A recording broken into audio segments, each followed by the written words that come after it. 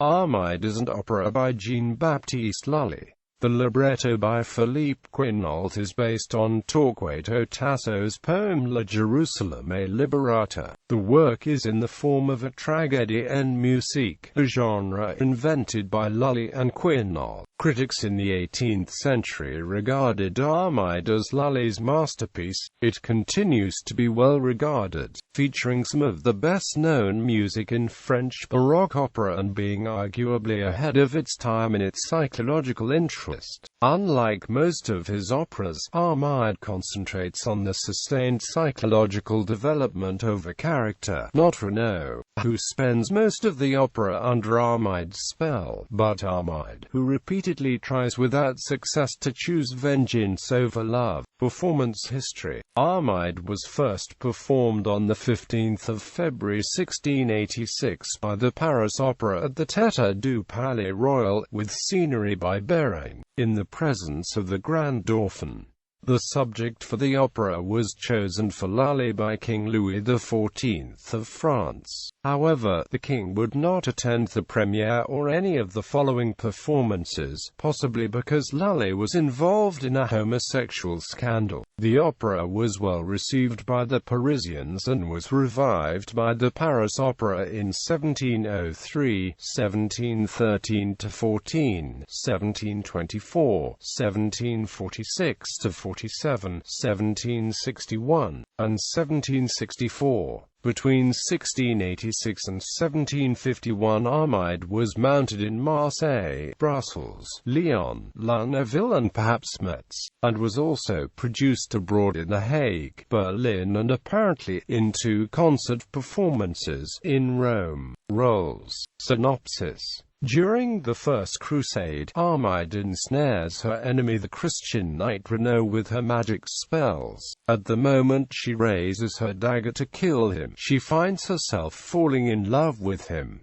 She casts a spell to make him love her in return. Upon returning to her castle, she cannot bear that Renaud's love is only the work of enchantment. She calls on the goddess of hate to restore her hatred for Renaud, but fails to escape from her feelings of love for him. The goddess condemns Armide to eternal love. Before Armide can return to Renaud, 2 of his fellow soldiers reach Renaud and break Armide's spell. Renaud manages to escape from Armide, who is left enraged, despairing, and hopeless. History and analysis.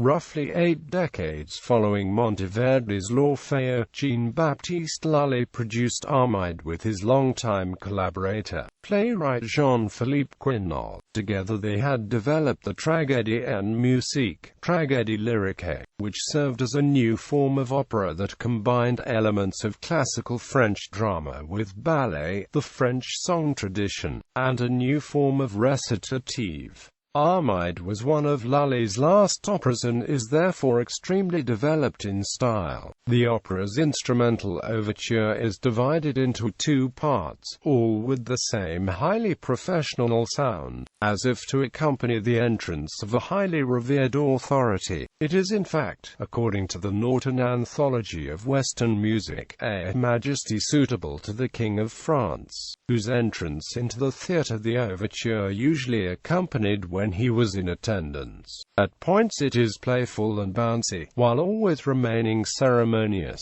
The first section of the overture is in double meter and comparatively sounds slower than the second section when the meter changes into compound. These 2 different styles switch off until the conclusion of the piece. The most famous moment in the opera is Act 2, Scene 5, a monologue by the enchantress Armide, considered one of the most impressive recitatives in all of Lully's operas. Armide, accompanied by only a continuo, alternates between glorying in her own power and succumbing to piercing angst. Clutching a dagger, she expresses her unyielding desire to kill the knight Renaud, who has foiled her plan to keep the Knights of the Crusades in captivity. Though not elaborate in terms of orchestration, the techniques of dramatic interpretation of rhythm, impressive use of stressing on downbeats, and exaggerated use of rests beautifully complicate this piece. Renaud had taken on the heroic and courageous duty of freeing these knights, much to the vexation of Armide, who now plans to murder him as quickly and swiftly as she can, while he is fast asleep under her magical spell. A stark sense of hesitation washes over her, and her voice grows softer and more full of doubt as she finds herself unexpectedly falling in love with her sworn enemy. Her passion for revenge, to which she was originally so committed, gives way to her newfound love. Let us get on with it.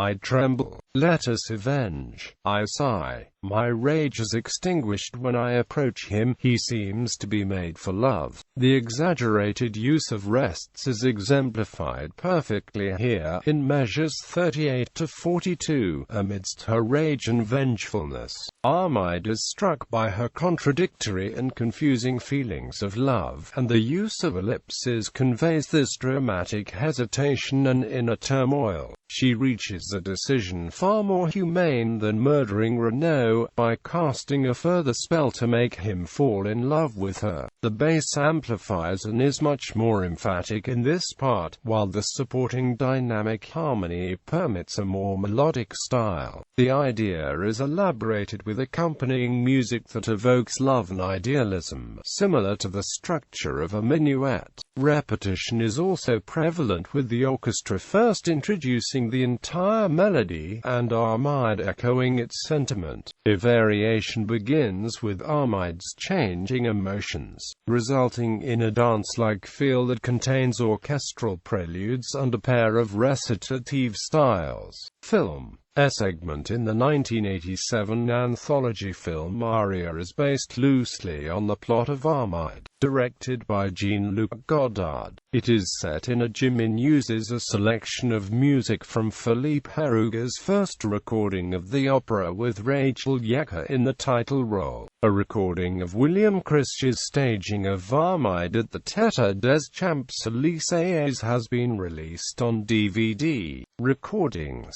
Apart from Quinault's two recordings mentioned above, there is a budget version on Naxos.